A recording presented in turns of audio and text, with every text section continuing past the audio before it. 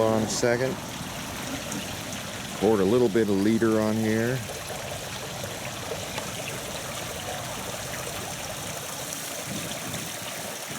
When in the course of human events it becomes necessary for one people to dissolve the political bands which have connected them with another, and to assume among the powers of the earth the separate and equal station to which the laws of nature and of nature's God entitle them, a decent respect to the opinions of mankind requires that they should declare the causes which impel them to the separation.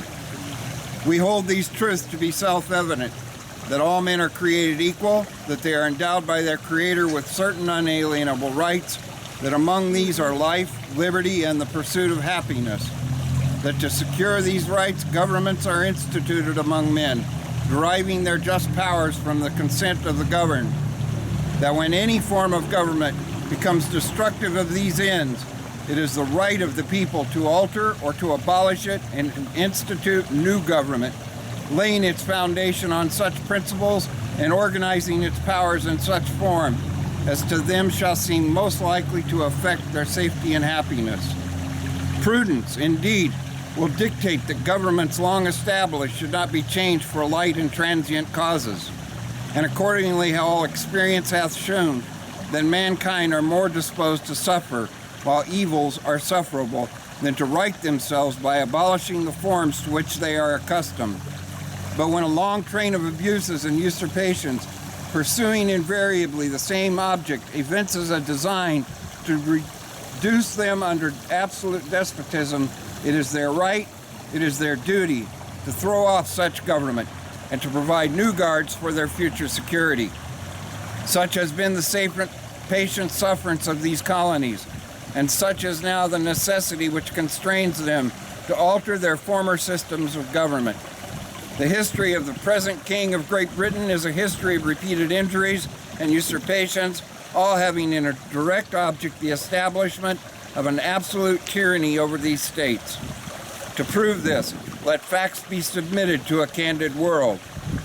He has refused his assent to laws, the most wholesome and necessary for the public good.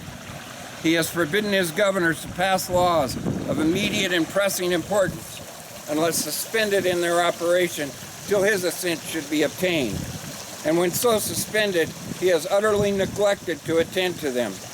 He has refused to pass other laws for the accommodation of large districts of people, unless those people would relinquish the right of representation in the legislature, a right inestimable to them and formidable to tyrants only. He has called together legislative bodies at places unusual, uncomfortable, and distant from the depository of their public records for the sole purpose of fatiguing them into compliance with his measures. He has dissolved representative houses repeatedly for opposing with manly firmness his invasions on the right of the people. He has refused for a long time, after such dissolutions, to cause others to be elected, whereby the legislative powers, incapable of annihilation, have returned to the people at large for their exercise, the state remaining in the meantime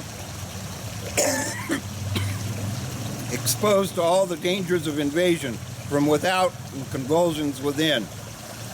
He has endeavored to prevent the population of these states, for that purpose obstructing the laws for naturalization of foreigners, refusing to pass others to encourage their migrations hither, and raising the conditions of new appropriations of lands.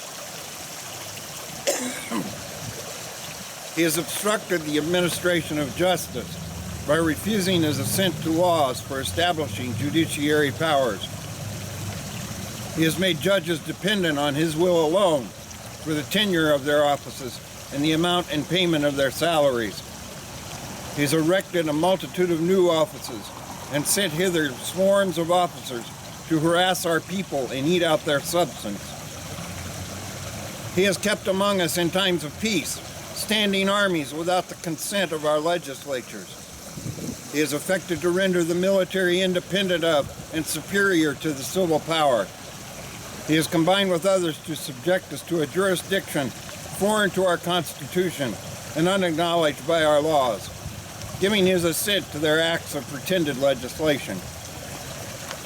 for quartering large bodies of armed troops among us, for protecting them by a mock trial, for punishment for any murders which they should commit on the inhabitants of these states, for cutting off our trade with all parts of the world, for imposing taxes on us without our consent, for depriving us in many cases of the benefits of trial by jury, for transporting us beyond seas to be tried for pretended offenses, for abolishing the free system of English laws in a neighboring province, establishing therein an arbitrary government and enlarging its boundaries so as to render it at once an example and fit instrument for introducing the same absolute rule into these colonies, for taking away our charters, abolishing our most valuable laws, and altering fundamentally the forms of our governments, for suspending our own legislatures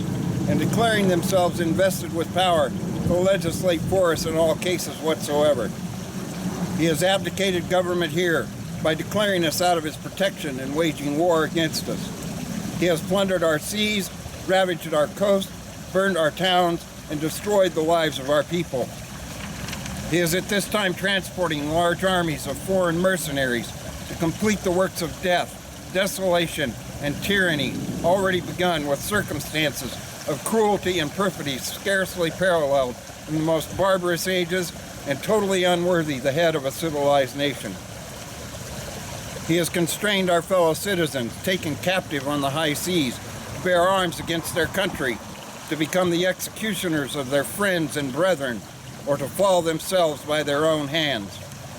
He has excited domestic insurrections amongst us, and has endeavored to bring on the inhabitants of our frontiers the merciless Indian savages whose known rule of warfare is an undistinguished destruction of all ages, sexes, and conditions. In every stage of these oppressions, we have petitioned for redress in the most humble terms. Our repeated petitions have been answered only by repeated injury. A prince whose character is thus marked by every act which may define a tyrant is unfit to be the ruler of a free people. Nor have we been wanting in attentions to our British brethren.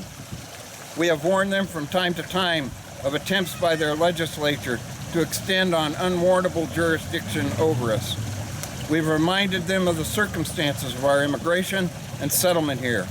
We've appealed to their native justice and magnanimity, and we have conjured them by the ties of our common kindred to disavow these usurpations, which would inevitably interrupt our connections and correspondence. They too have been deaf to the voice of justice and of consanguinity. We must therefore acquiesce in the necessity which denounces our separation and hold them, as we hold the rest of mankind, enemies in war, in peace, friends.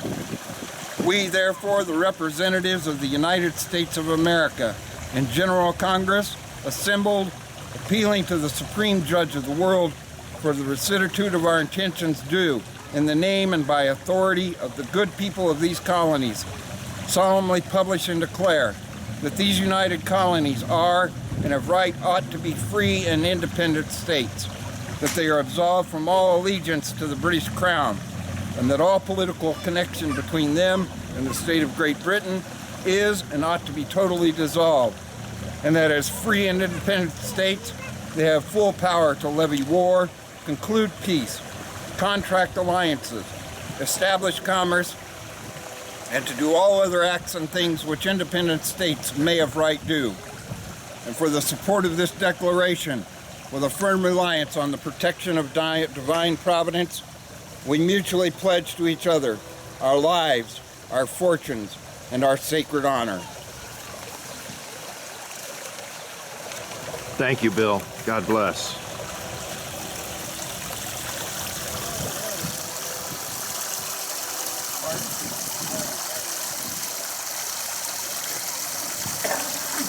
Well,